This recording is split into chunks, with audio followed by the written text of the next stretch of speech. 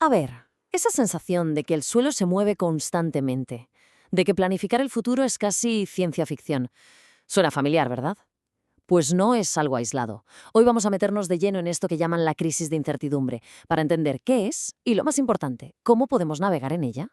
Y ojo, que no es solo una sensación, ¿eh? Ya tiene hasta nombre oficial. Publicaciones del calibre de Harvard Business Review hablan directamente de una crisis de incertidumbre. Y es que, si lo pensamos un momento, tiene todo el sentido. La tecnología avanza a una velocidad de vértigo, el mapa geopolítico cambia de un día para otro y los desafíos de salud y medioambientales son gigantescos. Todas esas certezas que dábamos por sentadas parece que se han esfumado. Pero, un momento. Aquí es donde la cosa se pone interesante. ¿Y si estamos enfocando mal el asunto? ¿Y si la incertidumbre en sí misma no es el verdadero enemigo? Esa es la gran pregunta que va a servirnos de guía en todo este análisis. Para empezar a entenderlo, vamos a plantear una idea que de entrada puede sonar un poco radical. La incertidumbre no es un fallo en el sistema de la vida, es directamente el sistema operativo. Y aquí es donde choca todo. Nuestra mente, por un lado, busca desesperadamente un manual de instrucciones, un modelo mental basado en la certeza. Necesitamos saber qué va a pasar. Pero la vida, la realidad, es, en su esencia, impredecible. Es como intentar orientarse en un océano en plena tormenta con el mapa del metro. Vivimos en esa lucha constante contra la propia naturaleza de la realidad. Esta anécdota lo ilustra a la perfección. Un hombre de 111 años fallece, y los titulares dicen, muerte súbita. A ver, súbita, con 111 años. Esto demuestra hasta qué punto llega nuestro autoengaño.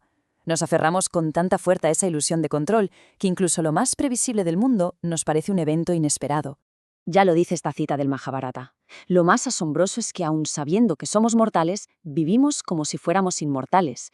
Ignoramos por completo la incertidumbre más fundamental de todas. Y claro, cuando la realidad nos da un bofetón y nos lo recuerda, a ese shock, a ese golpe de realidad, lo llamamos crisis. Vale, entonces, si la incertidumbre es simplemente cómo son las cosas, ¿por qué nos genera tanto sufrimiento? Pues porque el problema no es la incertidumbre en sí. El problema es nuestra reacción a ella. Y esa reacción tiene un nombre muy claro: miedo. El miedo es como una máquina del tiempo que funciona mal. No se ocupa de lo que está pasando ahora, sino que nos proyecta a un futuro terrible que, la mayoría de las veces, solo existe en nuestra imaginación. Es un mecanismo de supervivencia que, en el mundo de hoy, nos hace sufrir por fantasmas, por cosas que aún no han pasado y que muy probablemente nunca pasarán. Pero, ¿cómo se gestiona el miedo cuando es real, en una situación límite? Esta historia nos da una pista increíble. Imaginemos la peor de las pesadillas: un hombre armado que irrumpe en nuestra vida. Este hombre entra en la casa de una mujer. El objetivo: intimidarla para que venda su propiedad. La amenaza es directa. El miedo en ese momento tiene que ser absoluto, de esos que te dejan helado en el sitio. Pero entonces pasa algo completamente inesperado. En lugar de quedarse paralizada, esta mujer, que apenas medía 1,50 m, se levanta y, contra toda lógica, empieza a caminar directamente hacia el peligro. Y va y le planta una bofetada, con una fuerza que no sale del cuerpo, sino de la pura indignación. Y le grita: «¿Cómo te atreves?». El tipo se queda tan descolocado, tan sorprendido por una reacción que jamás habría esperado, que simplemente se da la vuelta y se va.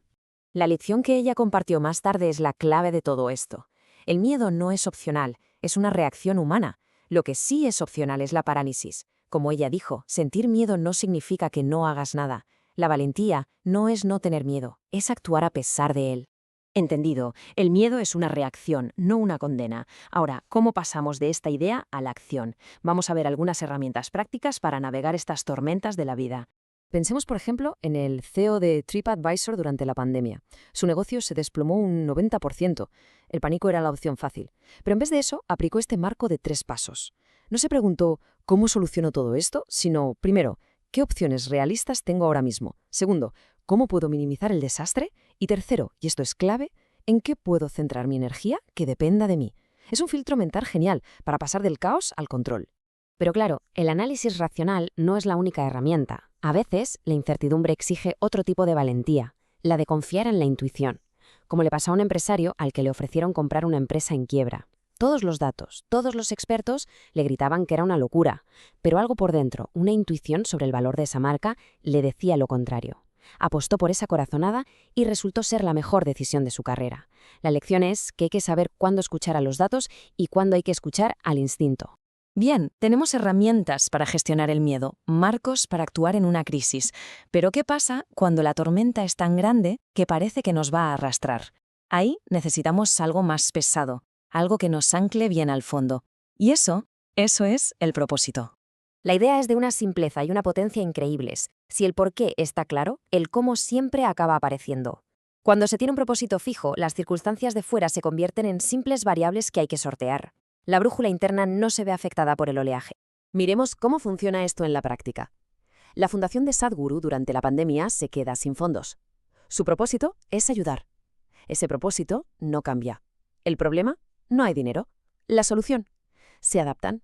No hay para arroz, se cocina mi hijo, que es más barato. La comunidad necesita comida. Él se pone a pintar, recauda $1 millón y alimenta a miles. La gente está angustiada, lanza un programa online que llega a 1.000 millones de personas. El problema cambia, el propósito no. La acción se adapta. Y esa es la auténtica magia del propósito. Funciona como un ancla que te da una flexibilidad infinita en los métodos. La misión, el qué se hace, permanece igual, pero el cómo se hace se convierte en un lienzo en blanco para la creatividad, para adaptarse a cualquier tormenta que se presente. Así que la pregunta final no es cómo nos libramos de la incertidumbre, porque eso es una fantasía. La verdadera pregunta, la que de verdad importa, es otra. Frente a las olas inevitables de la vida, ¿cuál es nuestra ancla? ¿Cuál es ese propósito inamovible que nos va a mantener firmes, sin importar lo fuerte que sople el viento?